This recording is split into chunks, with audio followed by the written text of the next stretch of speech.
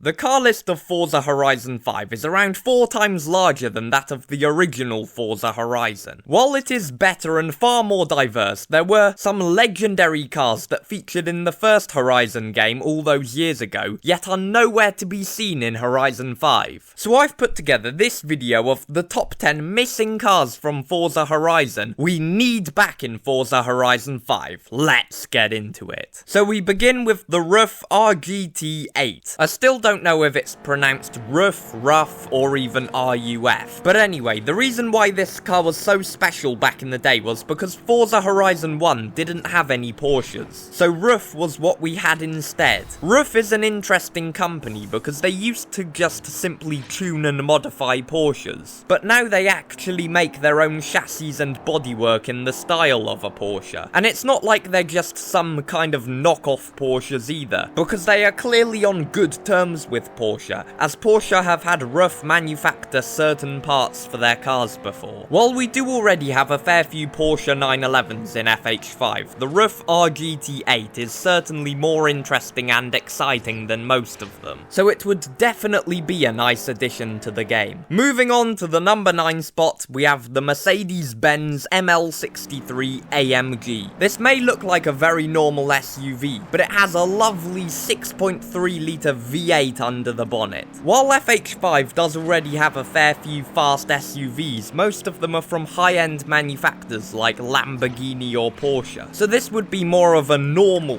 fast SUV. Not sure if you can really say Mercedes is normal, but we'll go with it. In the number 8 spot, we have the Viper SRT10 ACR-X. You are probably wondering why we need this back, when we have plenty of Vipers in FH5 already, but unlike all of those other ones that are made for the road, this one is a track-only race car, so it features a fully stripped out interior as well as a bunch of other much needed weight reduction, because the Viper is a very heavy boy otherwise. Moving on to the number 7 spot, we have the Lotus Exige Cup 240. Who doesn't love a nice lightweight British sports car that you can chuck around corners? It's nimble and so much fun to drive. As Lotus seems to have sold its soul recently by going all electric, it is important we keep the legacy of the real Lotus alive. Because with the cars Lotus are making now, there's not much difference between them and Xpeng, which is just so sad to see. While FH5 does have a fair few Lotuses, this one is different enough for a return to still be necessary. In the number 6 spot, it's the Infiniti IPLG Coupe. Being the upmarket branding of Nissan, Infiniti is quite cool. And in Horizon 5 at the moment, the entire brand is represented by just one car, the Infiniti Q60 concept, which, as the name suggests, is just a concept, so it isn't even a real production car. Therefore, we could definitely do with a few proper Infinitis, so the brand is better represented in the game. Moving into the top 5, we have the Abarth 500 SCC. I don't know if I pronounced that right, but I don't think I have enough Italian viewers to have to worry about that. Shout out to the 1.2% of you who watch my videos from Italy though. But anyway, in Forza Horizon 5, we really don't have many normal daily drivers. And for every normal kind of car, we still have the most high-end possible model of that car in the game. Like how we have the Abarth 695 Biposto in FH5, but not the standard 500 SCC. I know it still isn't really standard because it's not the Fiat 500, which would be the ultimate one to get, honestly. But it still is much more of a normal daily driver kind of car that would help further diversify FH5's car list. Now we move on to the Champions League spaces. At the number 4 spot, it's the Ferrari F355 Challenge.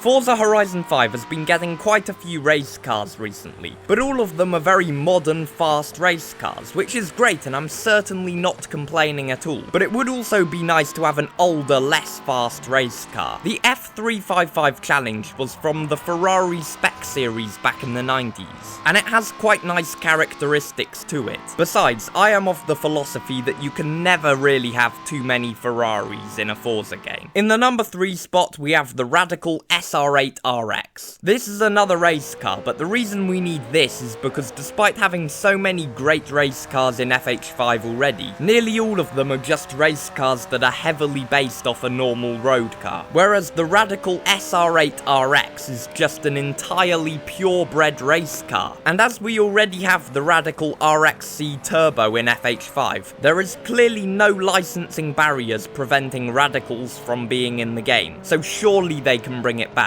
For the penultimate car in this video, we have the SSC Ultimate Aero. Back in the day, this was the fastest street-legal production car. While it wasn't the fastest car in FH1, and likely wouldn't be in FH5 either, it's still always nice to have a car that just has raw speed without needing a load of unrealistic upgrades. It was also a very interesting car to drive, as it was pretty much like a power build when it was stock, so it was easy to get wheel spin in. Finally, we have the Gumpert Apollo S. There was actually a slightly more track-focused, enraged version that featured in FH1, but as that was in a DLC that I don't have, I can't have in-game footage of that in this video. But either of the Gumpert Apollo variants would be amazing to have back. While it's not the best looking hypercar ever made, there is just something so cool about it. It's an absolute track-focused beast and is just amazing to drive. Unfortunately, there could be licensing complications that stop Forza from bringing it back, because while this is kind of the same manufacturer as Apollo, which we already have in FH5 with the Apollo